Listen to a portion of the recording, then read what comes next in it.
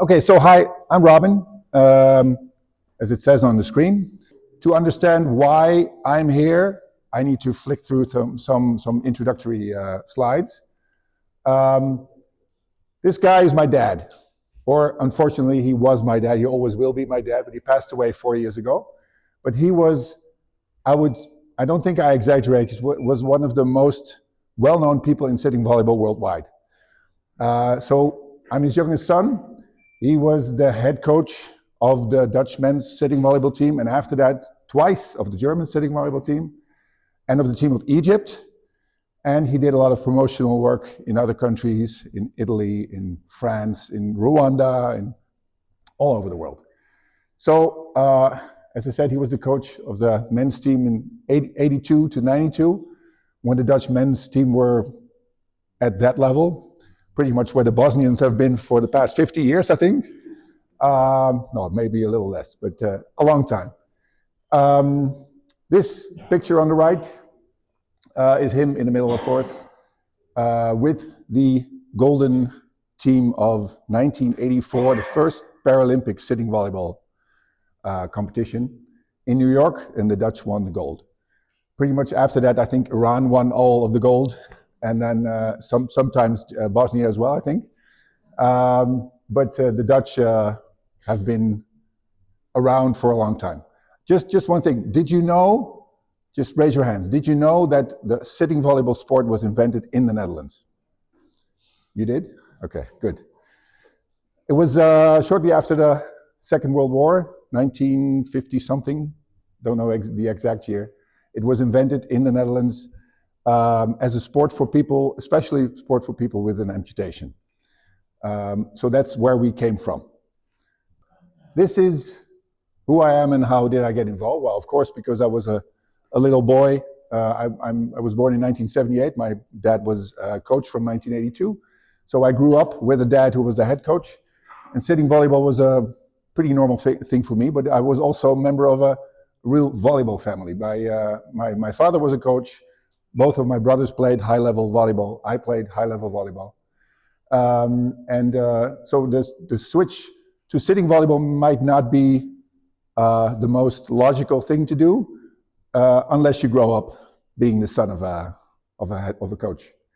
So that's what I did. When I played regular volleyball until the age of 35. I'm 47 now. And then I switched to sitting volleyball after I set up my club level team in Haarlem, close to Amsterdam, the greater Amsterdam area as they call it now, which is pretty much all of the Netherlands. Just for the benefit of tourists, because then at least you know, okay, we're in the area. I set up a sitting volleyball team at my volleyball club where I was playing regular volleyball, because I thought, okay, this is a really big club. We have, right now we have almost 1,000 members in our volleyball club, one of the biggest clubs in the country. But we didn't have sitting volleyball. And I went to the board and I said, why don't we have sitting volleyball? It's like, oh, that's a good question. No one ever asked. But now you do. I said, okay, I want to start sitting volleyball. They said, okay, just you have our support, just go ahead. And that's how it happened. I've been a player, as you can see on the left, and a coach, as you can see on the right, since 2010. Let's see if it works now. Yeah, there we go. More recently, at the beginning of 2024, I became an employee of the Dutch Volleyball Federation, and sitting volleyball is part of the regular Dutch Volleyball Federation. It's not part of like a ParaVolley organization, it's part of the regular volleyball. And I've been responsible for the development of sitting volleyball, both at club level as well as at the level of the national teams. I've been doing a lot of promotion. The picture on the left is from a recent clinic I gave to a group of youth players of regular volleyball that just wanted to try something different, which is sitting volleyball, of course, which is one of the most fun things to do if you're trying to do something different in volleyball. And on the right-hand side, I'm also a coach tutor for World ParaVolley. This was in China in the pilot of the level 2 course. Okay, enough about the introduction. Let's go to the game itself. Being a Dutch person, I represent what we think sitting volleyball is, of course. And I think there are a lot of similarities between us and both the federation, but also many of your countries. We believe sitting volleyball is not just a sport for people with disabilities. We believe anyone can play. And that is why we organize an inclusive competition. We believe that anyone should be able to play, and we invite anyone who wants to play to take part. That's also why we do not use classification in our national competition. This is a big thing, because I know that in other countries there are really good reasons to decide to have classification. There are other philosophies probably. I'm not saying this is better. I'm not saying the other is not good. I'm just saying this is what we think works best for us. So we have no classification. Of course, we have our national team players. They need to be classified, otherwise they wouldn't be able to compete in all the tournaments. But we believe that having a mix of classified players, non-classified players, able-bodied players, former volleyball players, together works best for us. I'll get to that a little bit later. So we have a competition right now at 3 levels. In total, 22 teams active in the competition. It's a national competition. Luckily, the Netherlands is a really small country, so we can travel to our national tournaments easily. And we have mixed teams of men and women, people with and without disabilities, with and without volleyball experience, and pretty much all ages, although finding youth players is difficult. So that's something maybe you have really good experience with. We saw, of course, the great example of the Obito project, where you try to involve younger players. That's a really good experience, I think. Maybe we can learn something from that. But this is our situation. We came from, as I said, it was invented in the Netherlands, and we came from a situation where it was aimed at people with disabilities, especially with amputations. And therefore, it was always part of a ParaVolley, a disabled sports environment, which prevented former volleyball players who had injuries to their knees or their ankles or whatever, they were unable to play regular volleyball anymore. They wouldn't join because it was a disabled sport and they weren't disabled. And sometimes they would frown upon it because, okay, I'm not going to sit with those disabled people. That's unfortunately what happens. Not for everyone, of course, but there are a lot of people that thought like that back in that day, especially because all of the matches were played, most of the matches were played away from the regular volleyball clubs, for example, in rehabilitation centers where only people with disabilities would come. So it wasn't visible. That's different now, and that's also part of our philosophy. We want sitting volleyball to be part of regular volleyball clubs, just another form of volleyball, not something totally different, just an alteration. You just sit down and you play volleyball. That's pretty much it. That's what we think. And the good thing about that is that the sport is much more visible now, both for people who are in a regular volleyball club, who play regular volleyball, because we play our matches, if possible, next to regular volleyball matches. So the players and the people who come watch those other regular volleyball matches can see, hey, there's sitting volleyball as well. That's interesting. I was like, oh, I never knew that existed. If you just put it away somewhere in a small area, a small room where there's no other participants, then no one will learn about your sport. So that's an important thing. Former volleyball players, as I said, especially the ones with knee injuries or ankle injuries that are not able to jump anymore because of those injuries, they would just disappear from the sport. And right now, what we're offering them, you guys, you're going to have to try and see if you like it, of course, but you can play sitting volleyball. You can still play volleyball, only sitting down. You don't have to jump anymore. And I can pretty much say it's much more intense than regular volleyball. Being a former volleyball player and now a sitting volleyball player, I'm pretty sure it is. And I believe that our players with disabilities, both national team players, but also other players with a disability, can benefit from the experience, the volleyball experience, of those players with injuries.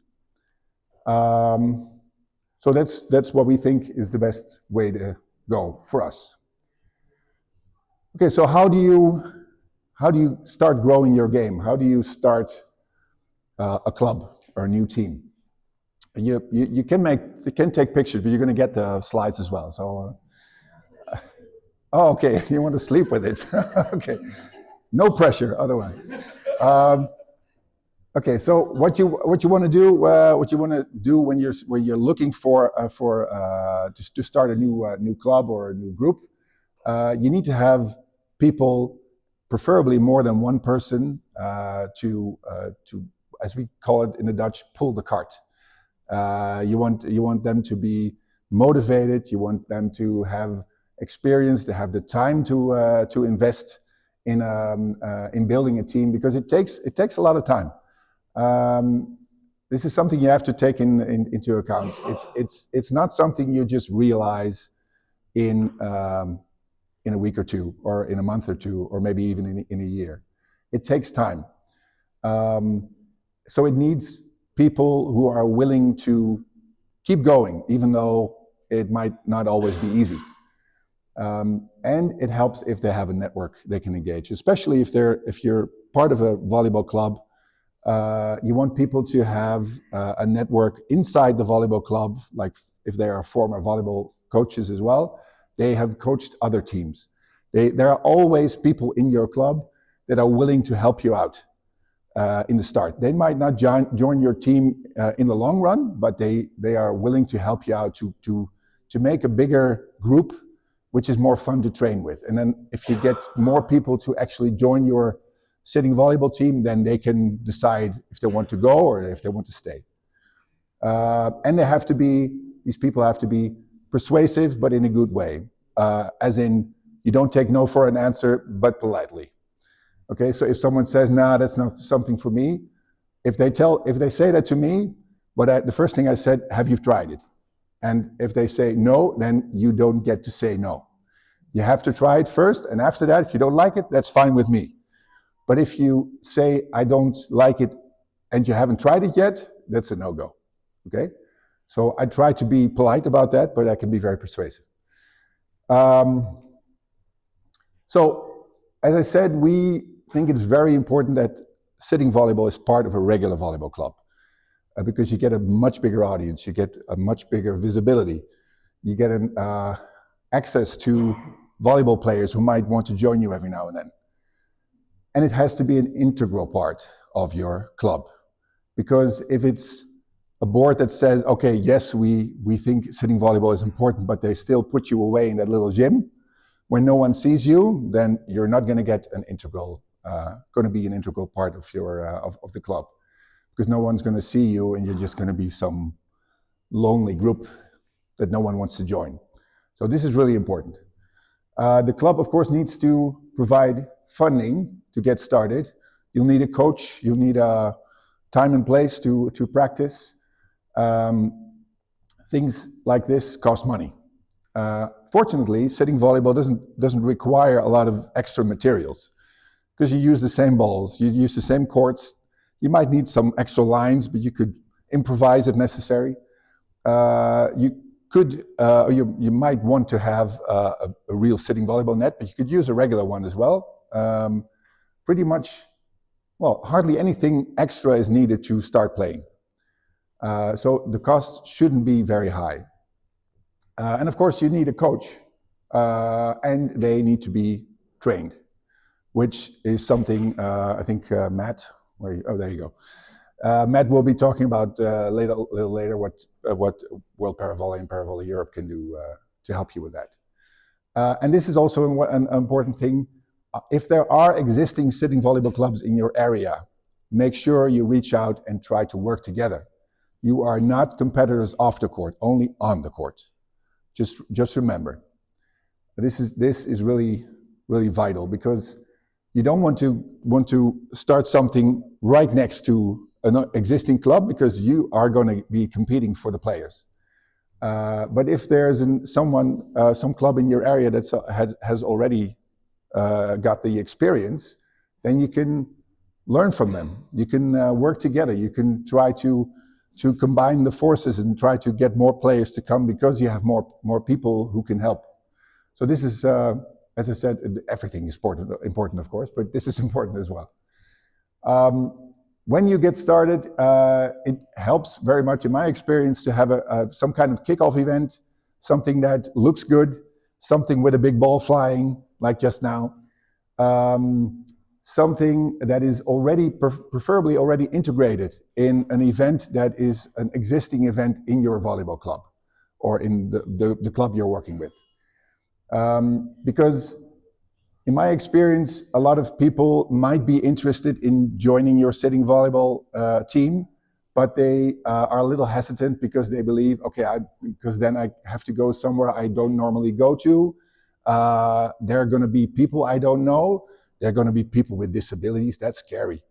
They might think that. I don't know. I can't look into their heads, but I know they experience these blocks why they don't go that extra mile to actually join. So if you integrate your event in an already existing event where able-bodied people go, like an end-of-year tournament where maybe 100 people go and they play their regular matches, it's easy to organize one of those courts being a sitting volleyball court. And you just have all those teams running through their matches, and then when they play at court number 1, it's sitting volleyball. And it's still the same part of the tournament. It's still the scoring is the same. It's just they sit down, and then the rest of the tournament they play regular volleyball again. This makes it a lot easier for people to join. Also, if it makes it a lot easier or a lot harder for people to say no, because you'll look stupid if you don't participate. Everybody is participating. Nobody knows what they're doing, so it doesn't really matter if you're in there making a fool of yourself, because everyone else is doing the same thing. I have a video of a way how I try to get those regular volleyball players to participate, just to have fun. Okay, so this is a volleyball club. They had this end-of-year tournament, as we call it, an oliebollen tournament. It's like a Dutch delicacy at the end of the year. You don't have to learn it, but it's a big thing in the Netherlands. There were 160 participants, both youth and adults.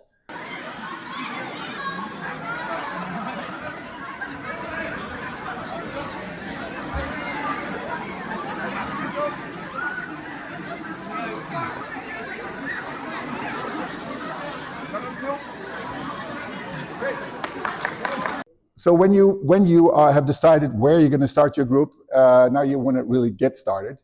And this is another important thing. Please do not wait until you have 6 players. Just get started. Even if you have 2 or 3 or 4, just get started. As long as you get started, there's something you can invite people to go to. Because if you wait until you have 6, the first 2 will already have left again. And it's not going to work. So this is my personal philosophy. Just get started, make it known, get people to join you. And if there are more people, it's easier. But if you just have 3, 4, or 5, just get started. As I said, you can recruit people from your club who are able-bodied players and who are willing to help you with the start. In my experience, I don't know if that's a cultural thing, but and if you have the same thing in your country, but women are more likely to help you than men. And I think that has something to do with the disability stamp that's still on sitting volleyball. Men are maybe a little more concerned about their I don't know, ego, no, not their virility, I don't think so. This is something I noticed. So it takes more time to get men to play than women. Organized clinics, I'm sure many of these things you've already tried or thought of. Make sure you involve professionals as well, like physiotherapists or rehabilitation doctors, sports doctors, the ones that would be the first person of contact for your future players. They are the ones that in regular life they will see pretty often. And if those people don't know sitting volleyball exists, they won't be able to tell your future players. Okay, this is going to be shocking maybe. Yes. When you start, forget about the rules of the game. I'm sure not all of you might agree with me here, but it's about fun. It's about smiles. It's about people wanting to come back. What we did just now with the ball, you were sitting and you were playing with the ball. So what was that? Sitting volleyball. There you go. You can play any type of sitting with a ball is sitting volleyball. And it's about, as I said, it's about fun and smiles. The rules can be a hindrance. Okay, so don't stick to the rules in the beginning. Afterwards, if you're going to play in competition, of course you have to know the rules, but not at the beginning. You just want to have fun. You want people to enjoy themselves. You want them to want to come back next time. You could use other materials if necessary. If it's hard for them to use the regular volleyballs, just use lighter balls or bigger balls or smaller court or lower nets or whatever. As long as you keep the ball flying. Okay? This makes sense, I guess. And I'm pretty sure all of you are doing this. Make sure you know who you're working with. Because people with disabilities and people with injuries and people with no disabilities but other motivations, they're all different. And this is really different from coaching a regular volleyball team, because those are more equal, you could say. They are more the same, so it's easier to know what they can do than when you have a selection of people with different kinds of disabilities and abilities. So make sure you know your players. And if necessary, adjust your approach depending on who you're working with. And then if the group is big enough, so let's say maybe 10 people or so, or 12, make sure you differentiate, because people have their own motivations. Some will come because they are enjoying the social part of being a member of a team. Some will come because they need the physical exercise.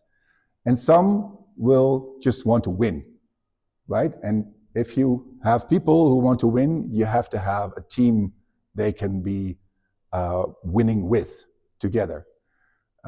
Whereas other people might just be okay with playing at a lower level and just having fun. Positive coaching part is pretty normal for me. This is something I learned back home. Focus on positive coaching, especially in the beginning.